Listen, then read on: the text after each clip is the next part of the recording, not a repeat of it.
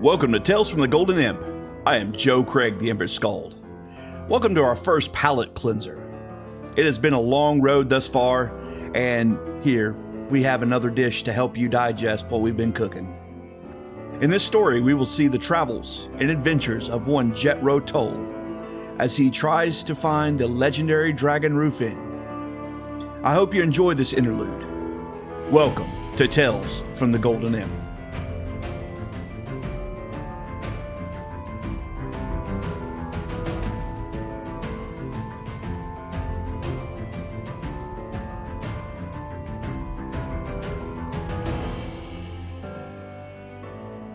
Pallet Cleanser, Gardens of Tibor.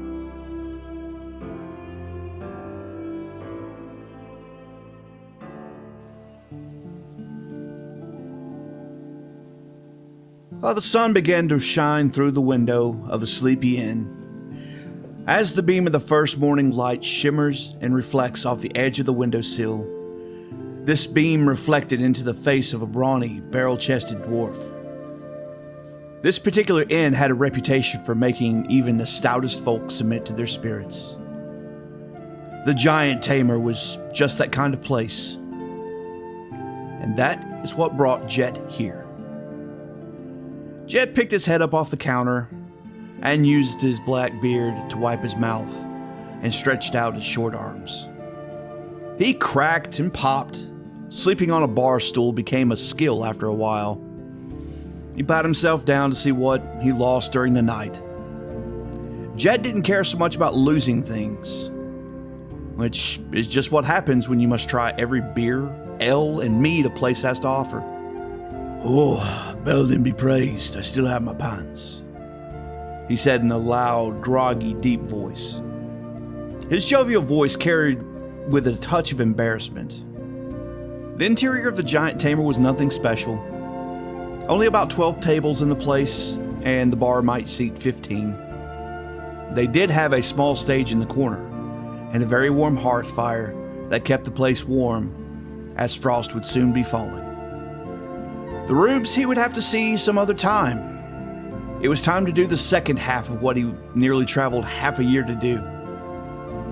He had tasted what the giant Tamer had to offer. Now, to see what he can learn. "I see you're still alive after last night," spoke a slender woman with bright red hair and freckles to match.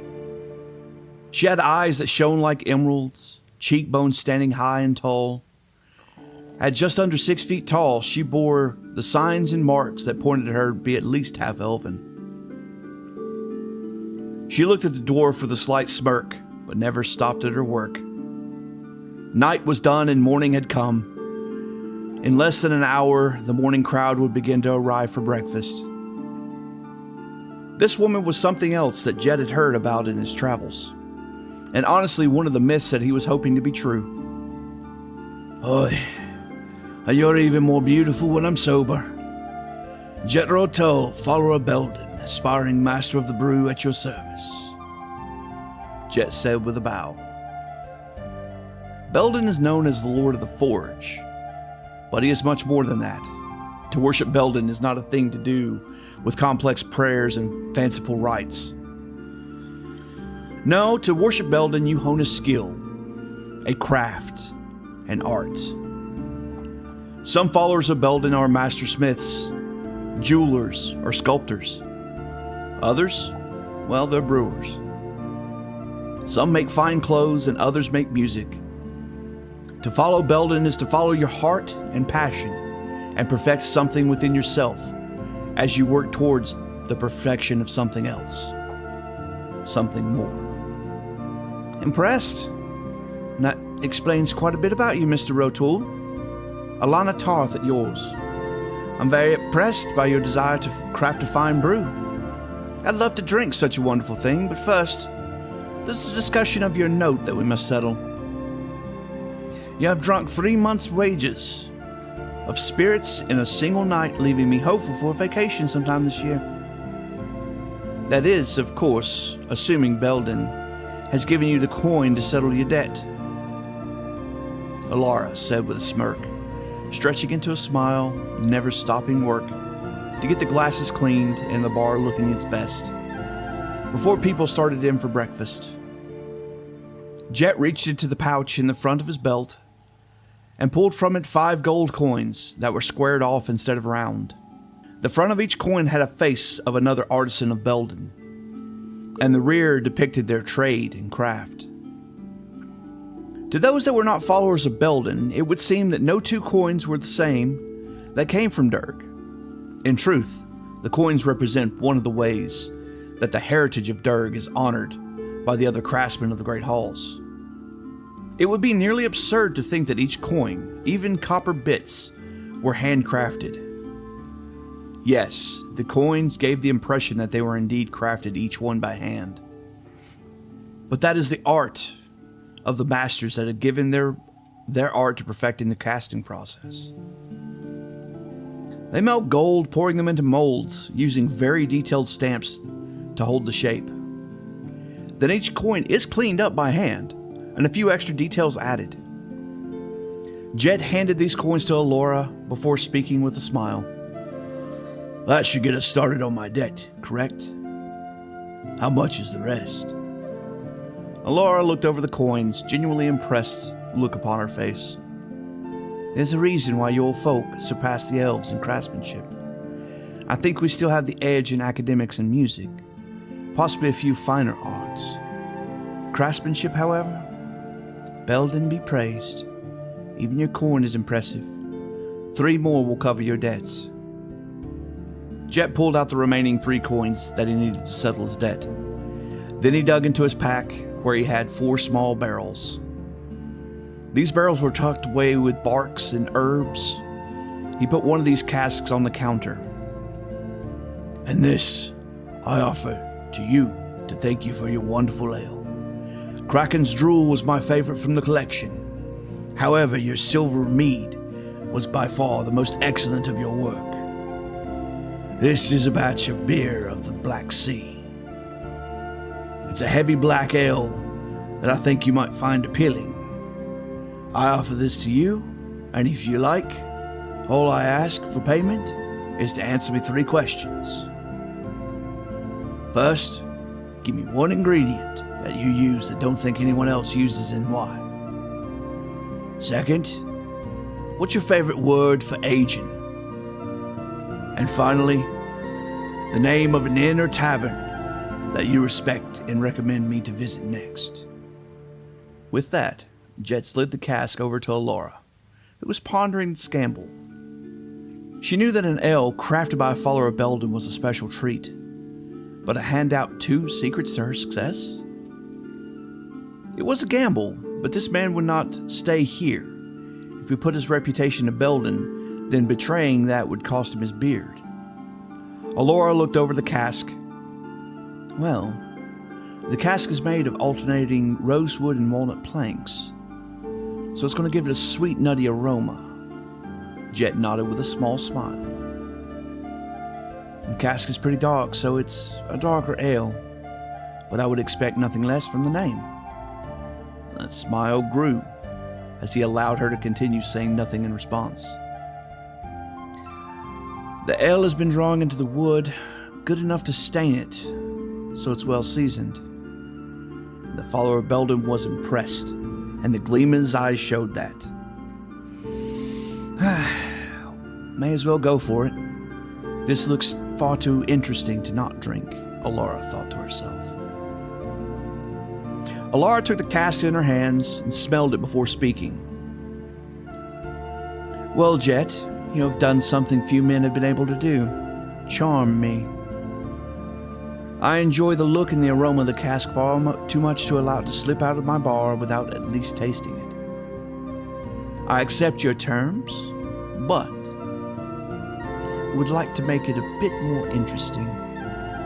If I give you an ingredient that surprises you in any way, you give me a secret of yours in return to help allow my craft to grow to an even higher standard. What do you say?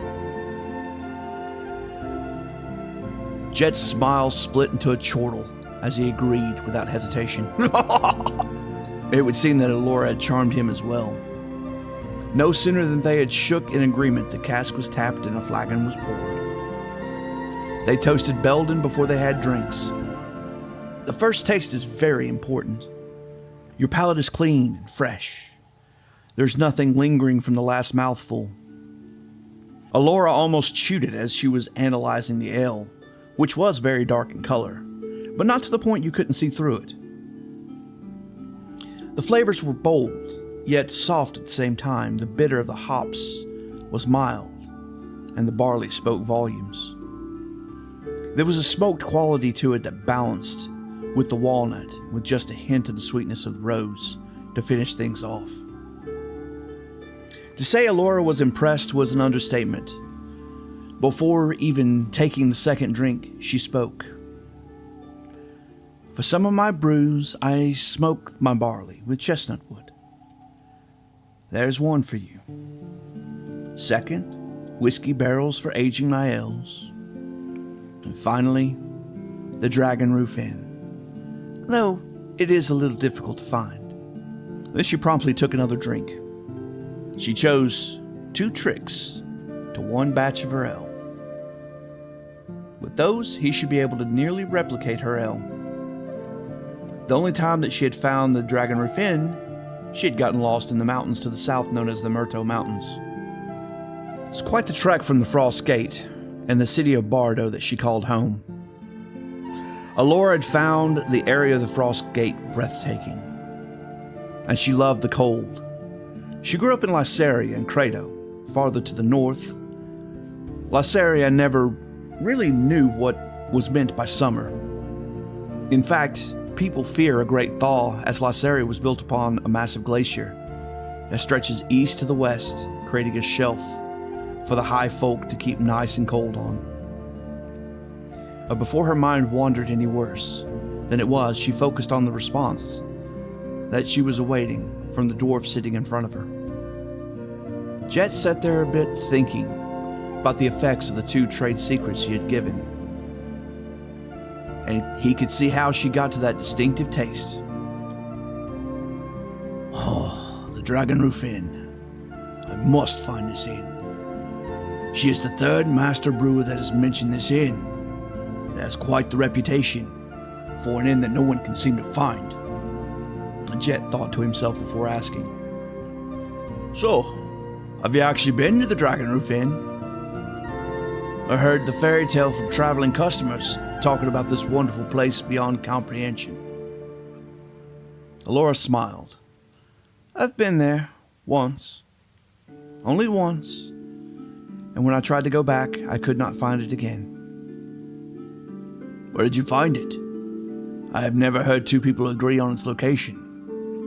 The Murto Mountains. I was down that way trying to find my way to the Black Glass Keep. There was a man that I was supposed to meet that had some work for me in my traveling days. A volcanic eruption took out a bridge I was planning on taking, so I was trying to find another way around to the Black Glass Keep. And that's when I got lost, and on death's door I found the place. The place ended up being about 3 days north of the Black Glass Keep. You don't happen to have a map to get to the place, do you? Jet responded, nearly drooling at the thought of actually finding the inn, of legend and lore. I do, but I don't think it's going to do you much good. I've gone back there and found nothing but a vacant plateau. I thought I was crazy, but I checked all my landmarks and I was standing in the same exact spot as the Dragon Roof Inn was, but it was nowhere to be seen. Laura explained with some sadness and longing in her voice. And you're certain you're in the same spot? Jet pondered. Certain. Here's all the proof that it exists. Laura pulled a mug from behind the counter and set it down in front of the dwarf. I've sought out others that have been there, and those that have a mug from there have this exact one. That's all I've got to show for my time there. Well, that and a daughter, but that's another story for another day. Jed inspected the mug. He had seen others identical to it, and no one would part with it. They've always spoke dreamingly towards the mug as their connection to the Dragon Roof Inn. She had been there. Jet had no doubt about that. If what she says is true, that the only way his quest would be complete would be by chance and sheer luck. Oh, my question is, how does an inn that seemed to move around do it? But more particularly, stay in business? That was a question I had to ask. The answer I received from Ceri, the owner of the place, was that they've always had travelers with enough goods that find them to keep them in supply with what they need. He also mentioned that he has a few people that do runs for them when they're within a day of a population center. Laura allowed her mind to wander back to when she found it, as if realizing something as she spoke. As she remembered what she had seen, she continued. I had collapsed from heat exhaustion on the plateau. I was barely conscious as the first rays of sun began to stream through the mountain. As they did, a shadow grew and stretched over me. It was as if, as the sun rose, the end just appeared. Something I cannot explain, even wizards seemed puzzled by it. This too is something that Jet had heard before. Jet had been chasing the inn nearly as much as his quest to become one of the greatest brewers of Caledria had ever seen. The legendary Dragon Roof Inn and the ale that flows like water from the taps is something I must know. I've got to try. Belden, please guide me. Jet thought to himself before speaking. I've heard this story before, but never from someone that had laid eyes on the place themselves. I would like very much if you can mark or draw on the map, so I can try my luck at finding the inn. That seems to stand outside of time itself. I swear if I didn't know any better that the bar was the property of Spirit, the god of spirits. So many of the stories point to dire situations where the person in question was on death's door. And had it not been for that inn, they would have died. Laura nodded with his words and agreed. She marked the location and path through the Murto Mountains for Jet to follow. Jet purchased some supplies for his trip and set out on the giant Tamer as they began to get busy for the breakfast crowd. As Jet left the bar, he took one long, lingering look over Laura, thinking of how much of a pity it was that he'd never see any more of her. As Jet set out into the frigid cold that was Bardo, and made his way south towards the Frost Gate, the border between the kingdoms of Kredo and Kendor. As he traveled, his mind wandered to finding constellations in the freckles that covered Alura. Kept the blood warm, you see.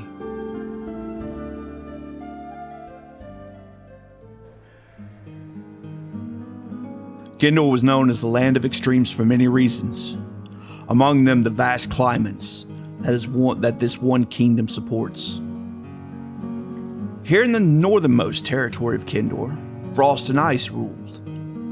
The southern tip was a tropical paradise, and the Murto Mountains, well, there, volcanoes and very dangerous beasts that call them home ruled all. Among all that was a keep that ruled over the territory. The Black Glass Keep, constructed 1,000 years ago. It still stands to this day as the fortress has never fallen to a siege. Always did it house a warlord that trained with military might. Needless to say, it's not a place that Jet wanted to get too close to. His road, however, took him practically to the back door of the Black Glass Keep. Jet's road would take him south down the river of Solander. As it ran into the foothills of the Murto Mountains, it would then turn east and up into the Murto Mountains themselves. There, things would prove a bit more interesting, as it is always a question of which bridges are being replaced and repaired due to Anglomar's children when they got angry and threw liquid fire into the sky. Anglomir was the great worm of fire, and much of the world that acknowledged his existence believed that volcanoes were among his offspring. And of course, the red-colored dragons were his firstborn. The combination of those two factors made Anglomir a being that Jet more than respected. He straight out feared him. Gathering himself, Jet Rotul began his trek south, leaving the fortress on the border of Kendor and Kredo. The Frost Gate was built as a place to defend against giants that used to be amongst the military of Kredo. They were the ones that carried the battering rams, the vanguard for the Kredo military. Those days are long gone, and now the giants that remain are content with farming, construction, and other tasks associated with simple lives. The giants stood defiant against Callisto, and with their strong wills they could not be controlled by the keepers. Even so, as Kredo bent the knee against Callisto, the giants marched south to Devalton to mount a defense to protect Kredo from falling to another nation. Many a bard and skald tell stories of the fall of these mighty warriors to the army of Callisto, and due to that, many believe that is the reason that Kendor submitted to Callisto without putting up a fight. If you want a quiet bar in these parts, you should request a spinner of tales to sing the giants, how they fall. Tradition states that you must raise a mug to the bravery of these valiant souls. This city was one of the last remainders of who the giants of Kredo once were. This sleepy city resting on the pillars of such history. The road was often a lonely place, and it gave Jet a lot of time to think about things. And being well-traveled as he is, it certainly allowed him to taste much culture that Calidria had to offer. Many times, the people he would talk with would have not left the borders of their town, save to do some hunting or fishing. And if they had, most of the times it was go to the next town over to do some trading. Jet was always on the lookout for another dwarf, a mage, or a bard to speak with. These were amongst the most well-traveled folk around. He would settle any day for an elf, as their long lives do lead them to boredom eventually. This road he knew would be a lonely one, but one good bit of news. He would be leaving the north before frost fell, the month that signified the official start of winter. Jet chuckled to himself as he looked around to see the ground already covered in about 2 feet of snow. It would be whole days between seeing anyone passing by on the road. No one traveled this far north during the season. It would be close to Frostfell before he could come to another town of any size.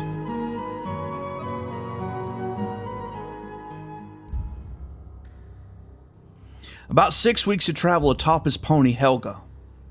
She was a blonde mare with white patches that seemed to spur up randomly here and there across her coat. She was a good pony, and they had traveled many miles together. Now, well into Frostfell, winter was starting to bite the land here. It was almost as if Jet brought the winter south with him. Jet could tell that this was a wonderful place to pass through, resting in the shadows of the Murto Mountains.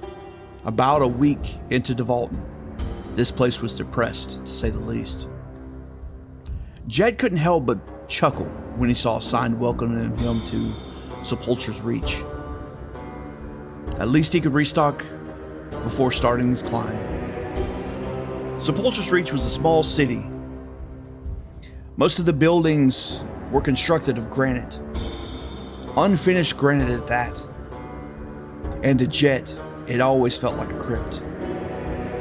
The town seemed to be built completely by the stuff.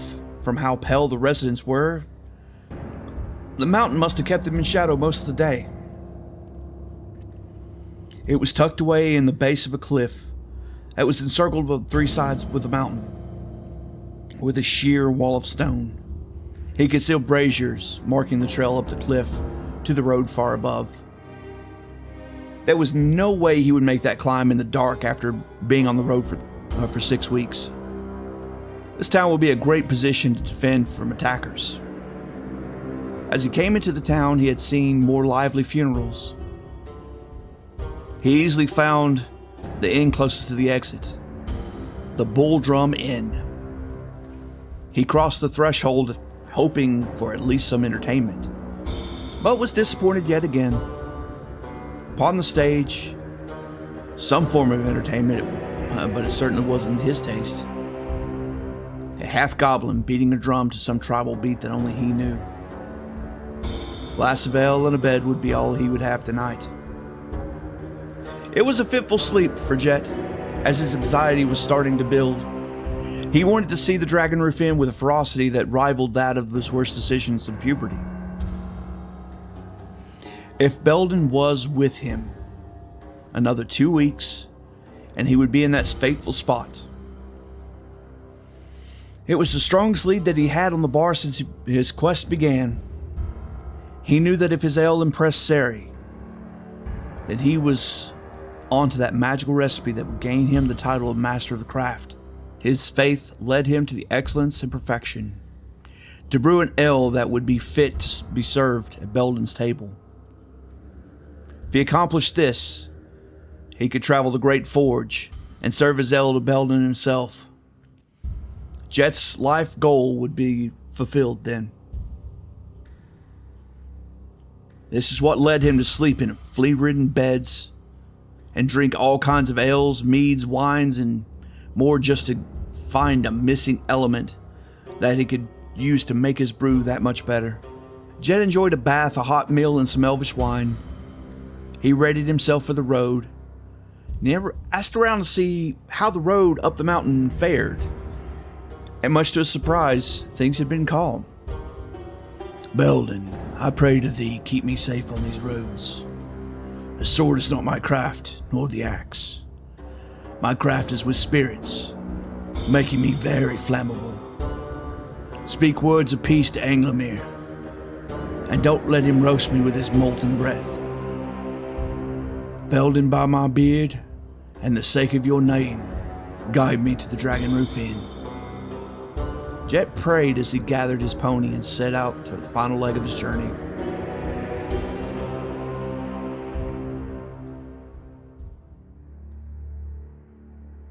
The Murto Mountains had a glow that was visible even in the darkest of nights. The orange-red glow of molten rock that flowed like rivers along the mountains. Most of the bridges were made of black rock that looked like glass. The dwarves knew it as obsidian. Common folk only called it black glass. The black glass keep was made of the bricks from the stuff. The bindings of the bridge over the open flows of lava were cords of wolfram, a metal that could only be melted in the hottest of forges. Dwarves made these. These were the bridges that spanned the great links over lava flows. Other bridges were made of obsidian themselves, used in place of standard stone. Jet had no apprehension in crossing these bridges. It was the occasional wooden bridge that gave him pause. Jet knew that these bridges were replacements, put in place after one of the other dwarven bridges had failed. The Murto Mountains were hot.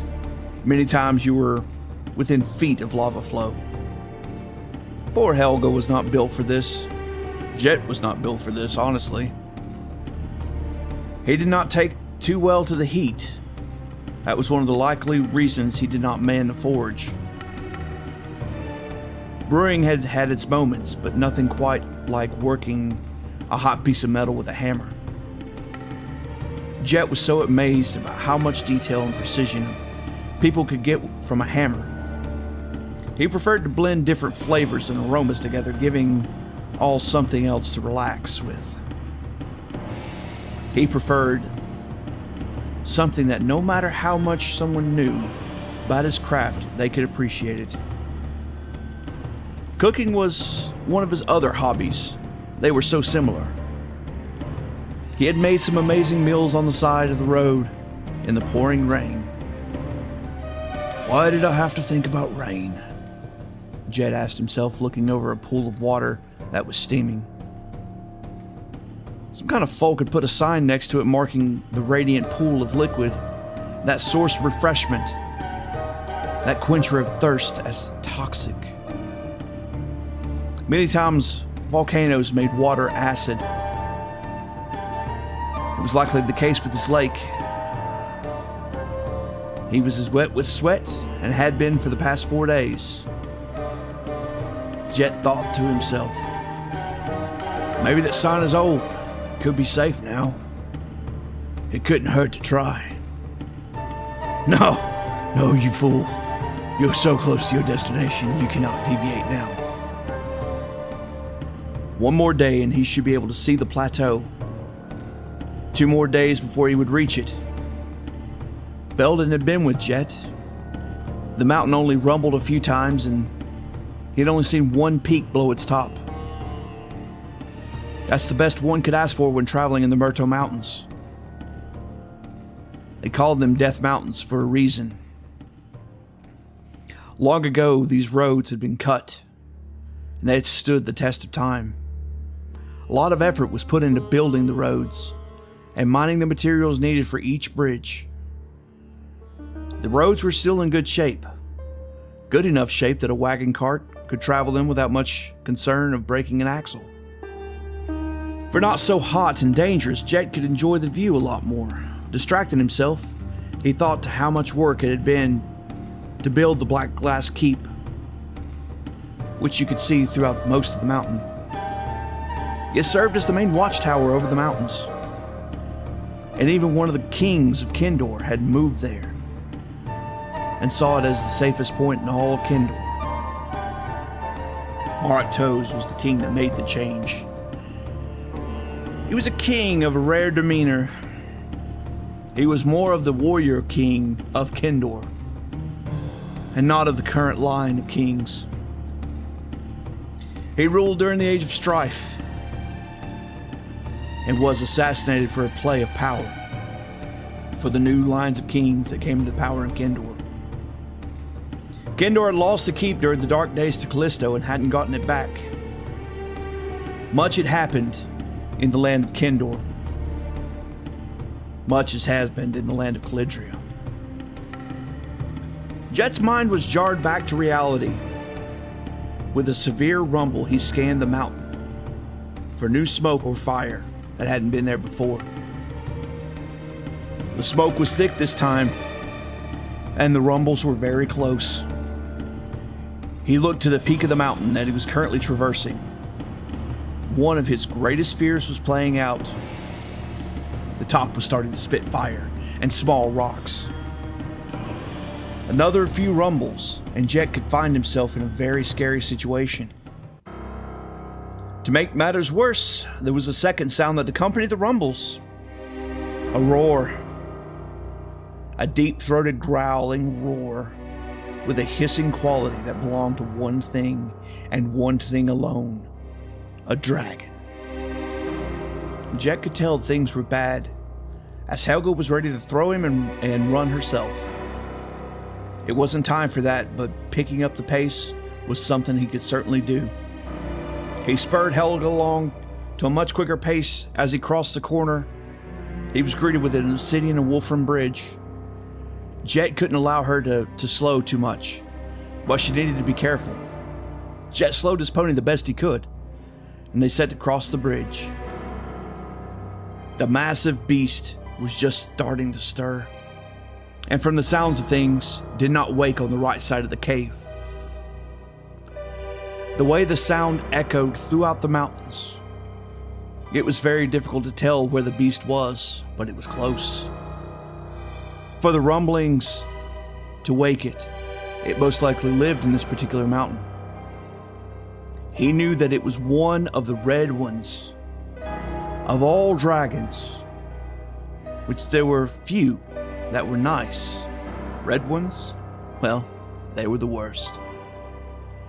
It is said that red hair is a sign of someone that carries the blood of a red dragon, as their temper has been inherited by so many with red hair. Jet began to pray to Belden aloud. Please, oh Belden, let me survive another day. Give me one more tankard to call my own, one more cask to brew in your honor. Belden, guide Helga's hooves to find solid ground, and please, for the love of all that's good, do not let that beast eat us. Another rumble, yet another roar. The sound of stones rolling down the side of the mountain gave Jet another reason to fear. Against his better judgment, he looked down and back. Below the bridge, he saw the stones being pushed out of a cave that apparently had been sealed. The cave was a large one as well. Steam and smoke was already venting through the hollow space of the roof of the cave. Another roar shook some of the stones loose, and with a huge push, the red-scaled beast was free. Crippled with fear, Jet nearly fell from the back of the pony, who was running full sprint once more. Seeing a dragon of that size in the flesh was not something that Jet ever wanted to do. The red dragon roared as it flexed its muscles and stretched its massive wings. The neck and head of the beast was 60 feet in length, and his chest was very, very wide as well. Helga and Jet would only serve as a snack for something of that size. Still in a haze from his slumber, the beast did not see his potential prey. Jet wasn't taking chances, though. They had to get as far away from this monster as they could before it started looking for a good meal. Granted, they would not be a good meal. A beast of that size normally goes for other behemoths other than hors d'oeuvres like Helga and he would make. Just as Helga let out a neigh, and the top of the volcano blew, throwing ash into the air, followed by large rocks flying at incredible speed. The first few began to bounce around Jet, with tails of magma that flew off them in waves. The magma of one rock licked both he and Helga, sending Helga into quite the panic. She bucked Jet off and began to run, now wild and lost. Jet didn't have time to worry about that. The rumbles were constant now. The entire mountain range was shaking. How do people live up here? Oh yeah, they don't. They die up here, Jet exclaimed as he ran across the bridge as fast as his short little legs could carry him. As he ran, he tucked his beard under his shirt, jumping and dodging blazing hot boulders as he made his way from the eruption. Each step is a step closer to safety. Just put one foot in front of the other. Belden is with us. Belden is with us, Jet reminded himself as he was preparing to see his life flash before his eyes. My, there would be a lot of drinking. That is one thing he would be happy about. Covered in soot and ash, he finally made it to stable ground. Helga was nowhere to be found. He still had his pack, and he was still on track. He had survived a volcano. Few could claim that. It wasn't a title that he was happy that he had earned, but he would take it this day. He caught his breath and figured out where he was on the map. From this spot, he should be able to see the inn. But he would be 2-3 days out. As he looked out to the spot where the inn should be, it wasn't there. Too tired to really fight with it, the only thought that he had was, maybe that's a good thing. Jet then collapsed from exhaustion. Sleeping would not be the word. Jet had not ran like that since he grew a beard. No, this slumber was closer to death than that. Nothing woke him from that sleep, not until the first rays of sun struck his face. As he opened his eyes and rubbed the sleep from them with his beard, he looked yet again to that plateau, seeing a blank space, just as last night. The shadow still held its grip on that small area, though. Distraught and defeated, he hung his head. The first time since his trip, his faith wavered. He knew it was a long shot, but he had come all this way with hopes and dreams to see the one end that had evaded him since he set feet upon his trip years ago. This tavern that moved from place to place in ways that confused even the brightest wizards he had known. He knew that it would be luck that he had to rely on. No, not luck. Faith in Belden is what he had to rely on. In his despair, he looked up once more. The rays of light would begin to fill the plain. He couldn't believe his eyes. There it was. Was he dreaming, or was this real? It was. It was really there.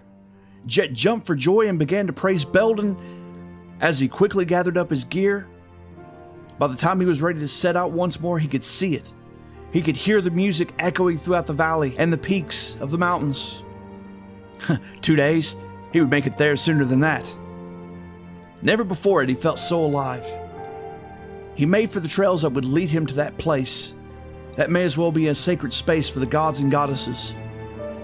This place where they could dine and drink to their fields. Jet felt lighter than air as he made his way to the place. All his struggles from the prior day forgotten, he would be drinking in the morning of Helga when he arrived. But he couldn't be bothered with that now. No thoughts of dragons looking for finger food. Jet's only thought was to taste the ale that the finest brewers that he had spoken with talked about with a dreamy look. He had seen some of the strongest of craftsmen weep in longing for another draught of mead. Jet longed to be among the ranks.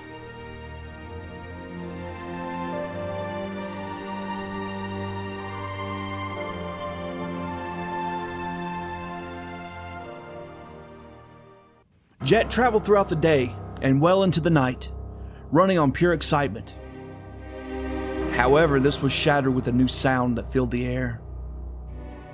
The sound was of a pony dying a painful death.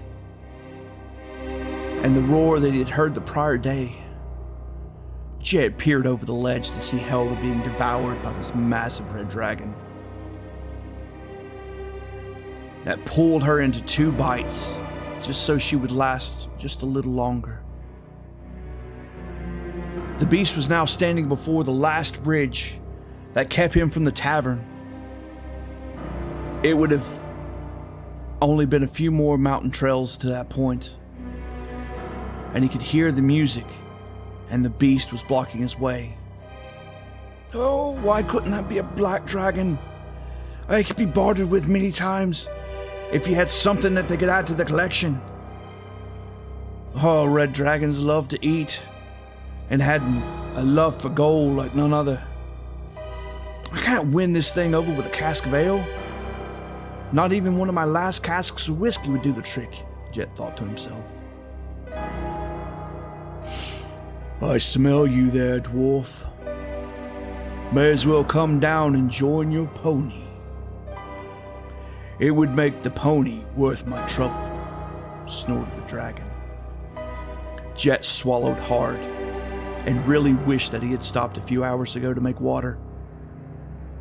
Jet pulled off his pack and pulled 2 of the 3 remaining casks that he carried with him. He had to save the last one for the trip. Would be for nothing. With them in his hands, he would try. Jet didn't even own a sword, and even if he did, a dragon slayer he certainly was not. Jet then walked over the hill and down to look the beast in the eye. The dragon seemed to smile before speaking further. What's this? Brought me something to wash you down with. How nice of you. Let me guess, you're hoping to barter with your freedom for those? with quivering lips and a shaking hand. Well, of course I am. I would have you know that I am a follower of Belden, and even a dragon that has been sleeping for over 1,000 years would know that name. My craft is with ale, and this is what I offer. You're not like to get the offer a second time. Dragon moved his head up to the dwarf and smelled. As he turned his massive head to look at Jet in the eye. Well, that is impressive. You have some courage about you, and no weapon in sight. So yes, you must be very brave, or very foolish. Let us play out this situation. My options are to eat you, then drink your ale, or let you go and drink your ale. Where do I win in this? Jet taking the insult to how little this flying lizard cared about Belden. It was time for him to lash out an insult of his own. If nothing else, the dragon valued their pride above nearly anything else. No, you mistake me. I have a wager for you. A bet. For all your size and all your bark, I bet you cannot withstand one glass of ale from my casks. My wager is that I can outdrink you, Mr.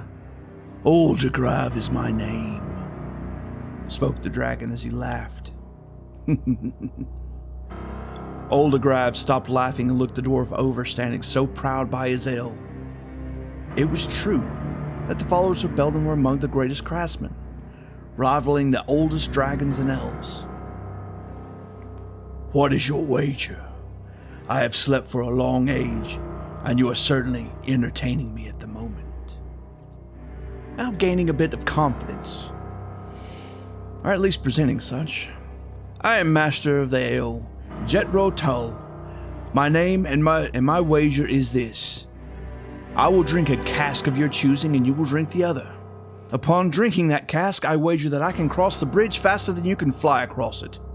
Now, if you fail to land at the other side or overshoot it, I win. The challenge is a test of sobriety, not a test of agility. What say you? Jet said with a bit of flourish before placing the 2 casks of ale down before Oldigrave. Oldigrave let out a deep, loud laugh as he eyed the dwarf in front of him to see if the dwarf was actually serious. What? Are you serious? Well, of course I am, Jet said immediately as he began to regret his decision. But what choice did he have? His mind started thinking about what other options he had other than tricking a dragon into letting him go somehow. Jet knew that he was a couple of days away from the end, but that's because he had a long way to travel to get down the mountain. If somehow he could hasten that descent, he could shave time off that trip and possibly save his life, if the drinking bit did not work the way he planned. Well, Master of Ale, you certainly surprised me with your boldness. I hope you taste as bold as you speak. As you call yourself a master in this art, I do not know if you fully understand how body mass affects the distribution of alcohol to the body. But that is a bet that there is no way for you to win. There's not even enough of a reason for me to play along with this game and allow you one last drink before you go. Oh no, I want you to feel every bite and tear, so I can feast upon your fear. Well, I guess you have no choice, but you'll have to catch me then. Jack grabbed up the casks of whiskey, and waited for a split second for the dragon to snap at him. Jet threw the small barrel in the back of the beast's throat, grabbing the other cask, and darted to the edge of the cliff above the inn.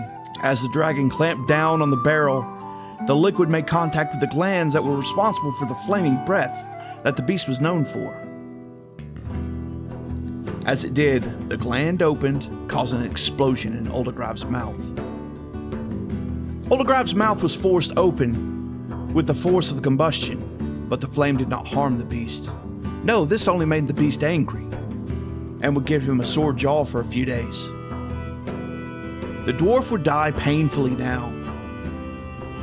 Oldigrave snapped his head toward the bridge to catch his prey, but he was not there. That dwarf was not stupid enough to leap from the edge. Granted, the fall would hurt less than what I intend for them.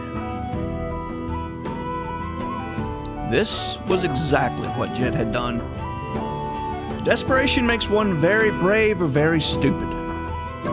The difference between was the way the tale would be spun and the rest of the story to be played out. As he fell, he knew that he would have to find a way to slow his fall, otherwise this would be a very short victory. Jet may not know how to fight, but he had gotten very good at running away. If he could find a steam vent for the mountain, he might be able to get a plum of steam to slow his drop. Yes, with nasty blisters, but these blisters would heal over time, but that he would live through, and that was his goal.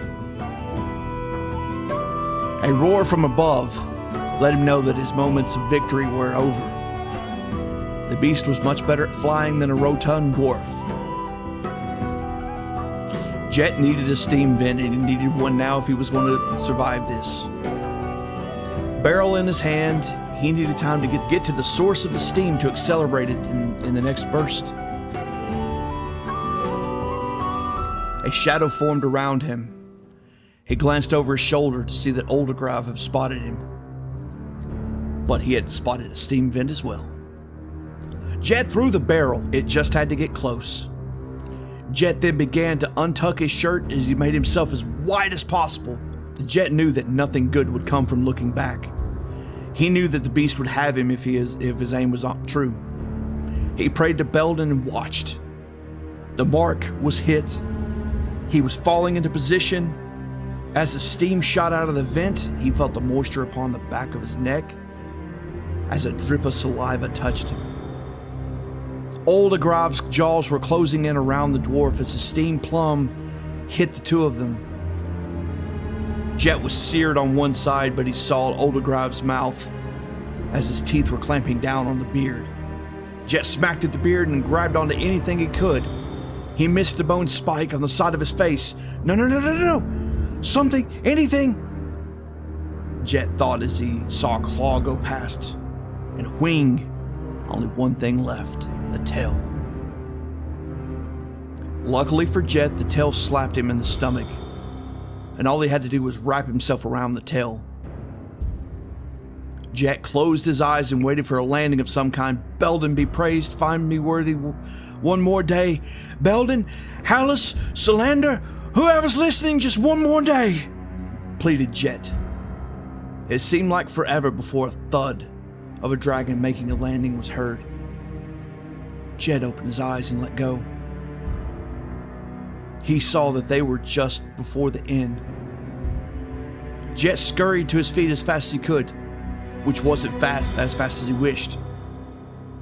Oldigrave spun looking for the dwarf. As he spun, Jet had to jump over the beast's tail.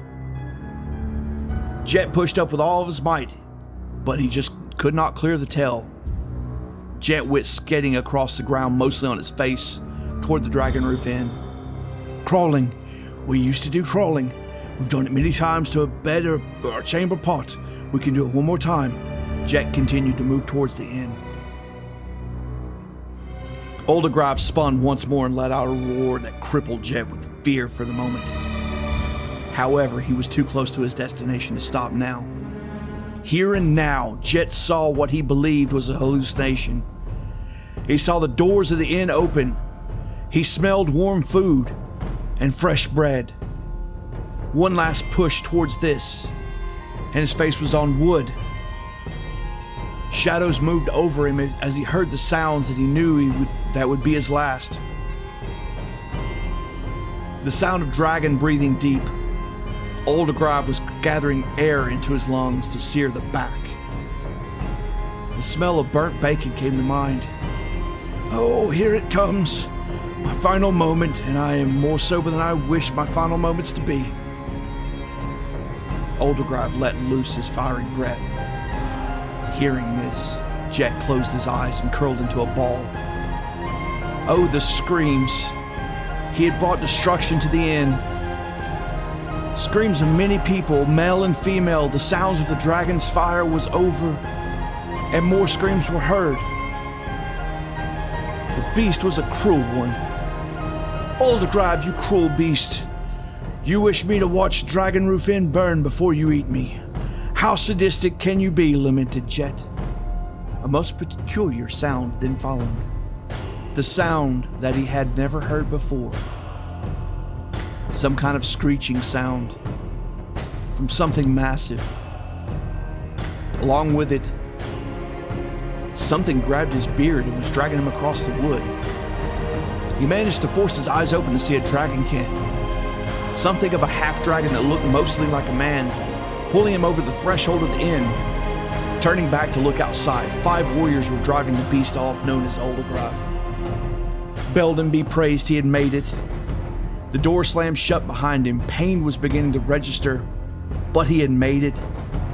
Jet glanced around the inn for a briefest second before his adrenaline expired and he passed out. Jet had made it to the Dragon Roof Inn.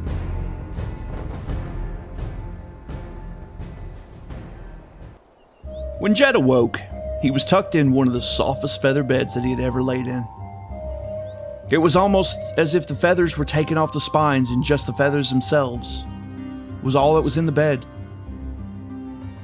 The smell of ocean air was coming through a window, and there was a sound of gulls squabbling over food or begging for scraps. Jet rubbed his eyes and he sat up in the bed. A plate of hot food and a tankard of mead were sitting there on the bedside table.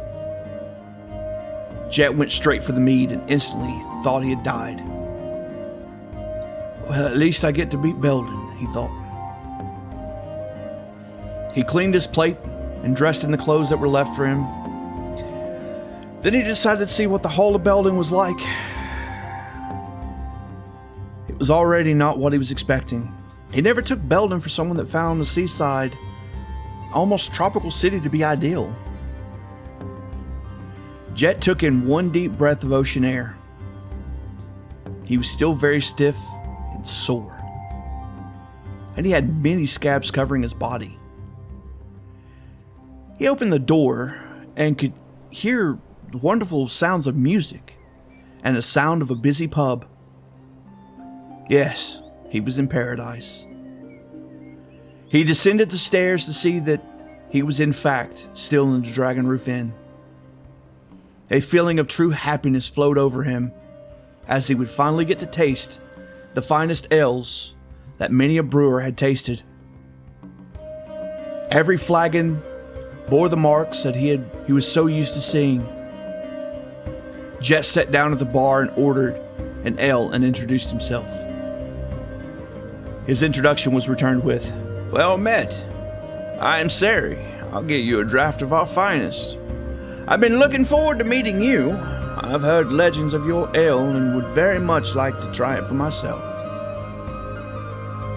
Jet took his first drinks and was certain he was in paradise. The ale had lived up to every expectation and far exceeded them. Belden be praised. I have much to learn. Now all I need is a sexy red-haired elf, and I can die a happy man. A good chuckle was had around the bar, and Jet took it all in, certain that this was where the gods came for a good frosted mug. It was worth every step of the journey. The end. Well, travelers, Gardens of Tibor is dedicated to a great late friend of mine, Oscar Tibor. Many fun times were had around a gaming table with a wonderful man. His gruff exterior shelled a wonderful heart. I was so glad to have known him for the short time that I knew him. Oscar lost the battle of depression on March 12th in 2012, and that's left a vacuum that's never been filled. Jet was inspired by a combination of many things surrounding Oscar. Characters he's played as well as things he loved. Oscar, wherever you are, man, I hope you have found your paradise and the peace that you could not find on earth. And well, travelers, that's where the story will leave you. Perhaps one more palate cleanser, then we can get back to regularly scheduled programming. I hope you enjoyed this palate cleanser. I want to thank Adrian Von Ziegler for the privilege of use of his music to make the story that I tell all that much better. For this month's travelers, I'll be making a cheddar and chive scone from the Tea and Tells. You can find the recipes of Calidria up on patreon.com.